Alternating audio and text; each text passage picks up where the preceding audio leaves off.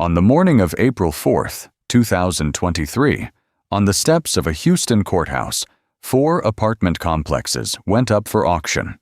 Not 4 apartments, 4 entire complexes, 3,200 units, homes to thousands of families, all owned by one man. By lunchtime, he'd lost every single one of them, and the hundreds of everyday people who'd handed him their savings, their retirement accounts, their kids' college funds, were wiped out with him. This wasn't fraud. Not this part, anyway. We'll get to that. This was math. A very specific kind of math that thousands of investors still don't understand. Today, we're doing an autopsy on this deal, line by line, so you can see exactly where $500 million of apartment empire bled out. Jay Gajavelli wasn't a real estate guy. He was an IT professional in Texas who, like a lot of people, looked at his paycheck and asked a dangerous question, one he'd later repeat in his own marketing. Is there any way my money works for me? His answer was a machine called syndication. And to understand this collapse, you have to understand the machine. A syndicator finds a big apartment deal, way too big to buy alone. He raises the down payment from dozens or hundreds of passive investors. They put in 50 or 100 grand each and own most of the deal. He runs it and takes fees. Everyone shares the profits. In a rising market, everybody wins. By the end of 2022, Gajavelli's company, Autopsy Investment Group, controlled more than 7,000 units across Houston. $500 million of real estate, built in just a few years, mostly with other people's money. Here's the first thing most passive investors never look at: how the syndicator gets paid. Fees came off the top. An acquisition fee when the deal closed, management fees on every dollar of rent collected. Notice what's missing from that list: the deal actually working. A syndicator can collect millions in fees on a deal that ultimately incinerates every investor dollar in it. Remember that. It's going to matter. Applesway's strategy was the one being pitched in every real estate webinar in 2021. Buy old, tired, Class B and C apartment complexes. Renovate. Raise rents. Refinance or sell in a few years. They even had a name for it: value add. Gajavelli told investors in webinars, quote, "Even if the economy goes down, still I make money." Hold that quote in your head for the next 7 minutes.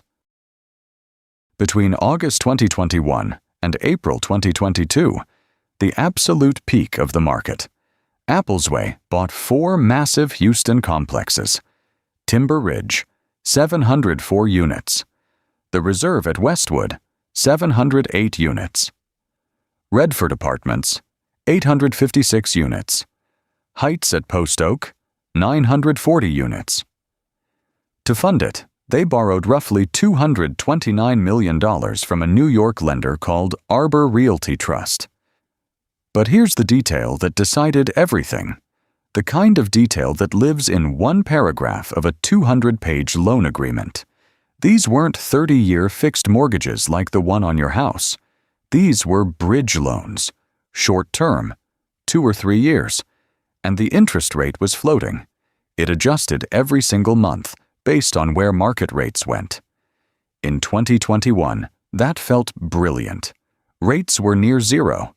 Floating debt was cheap debt. The deals penciled beautifully. Then 2022 happened. The Federal Reserve raised rates faster than at any point in 4 decades, 0 to over 5%, in about a year. Let's do what this channel exists to do. Let's look at the actual math. $229 million in floating rate debt. In late 2021, bridge loans like these were pricing at roughly 3.5% to 4%. Call it $8 to $9 million a year in interest. By early 2023, those same loans were pricing at 8% or more. That's $19 million a year. The interest bill didn't creep up. It roughly doubled. An extra $10 million a year, every year, on the same buildings, with the same tenants, paying roughly the same rents. And that's the trap. The expense side of these deals repriced monthly. The income side, rent from working-class tenants in Class B and C apartments, could only move a few % a year, if that. When your costs double and your revenue can't, the spread between them, the cash flow, the entire reason the deal exists, gets crushed to zero and then goes negative. Every month, the property's now consumed cash instead of producing it. When a deal starts bleeding, the wound always shows up in the same place first: maintenance. The renovation money, the whole value-add premise, dried up. At Timber Ridge, residents reported roaches, rats, broken windows, dumpsters overflowing. The mailroom got so bad, the U.S. Postal Service stopped delivering mail to the building. Think about the spiral here, because it's the same in every collapse like this. No cash means no repairs. No repairs means good tenants leave. Vacancy rises, so income falls further, which means even less cash for repairs. The value-add deal was now a value-subtract deal, and contractors weren't getting paid either. In January 2023, one filed suit over $1.6 million in unpaid work. In March 2023, Applesway stopped making loan payments. Arbor Realty moved fast, and in Texas, foreclosure moves very fast. Notices went out March 13th. The auction was set for the first Tuesday of April. On April 4th, 2023, all 4 complexes were sold on the Courthouse steps. Arbor recovered roughly $200 million of its $229 million. Reports put the final tally between $196 and $204 million. Read that carefully. The lender took a haircut of maybe 10 to 14%. The equity investors? In a foreclosure, they stand behind the lender. The lender didn't even get fully repaid, which means the people who funded the down payments, the retirement accounts, the college funds, got zero. So what actually killed this deal? Autopsy conclusions. 3 findings. Finding 1. The debt structure was the disease, not the buildings, not Houston, not even the Fed. Floating rate, short-term debt, on assets with slow-moving, capped income is a time bomb with a variable length fuse. Professional operators hedge this with rate caps and fixed debt. When you're betting everything on rates staying low, you're not investing. You're gambling with a lender's money and calling it strategy. Finding 2. The incentives were misaligned from day one. The syndicator collected acquisition fees at closing and management fees along the way. The worst-case scenario for the person running the deal was losing other people's money.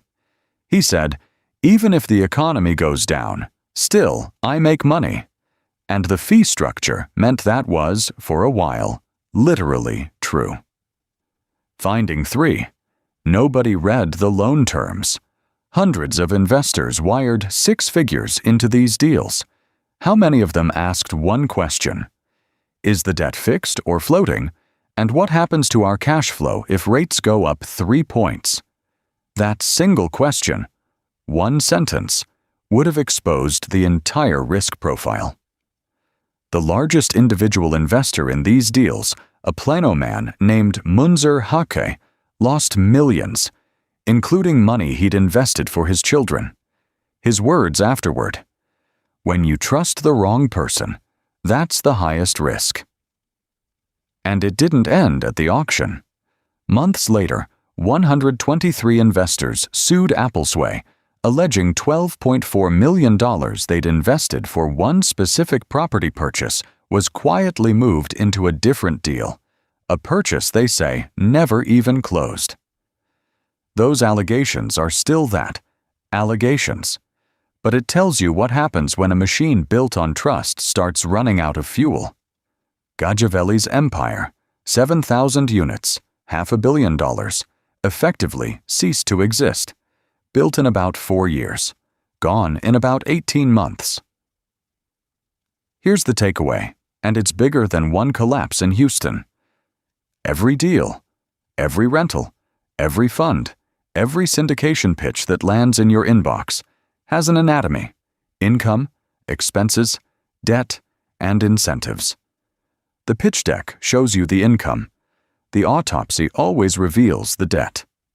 Before you put $1 anywhere, find the answer to the question those investors never asked. What happens to the cash flow when the cost of the money changes? That's what we do here. We cut deals open and show you what's actually inside.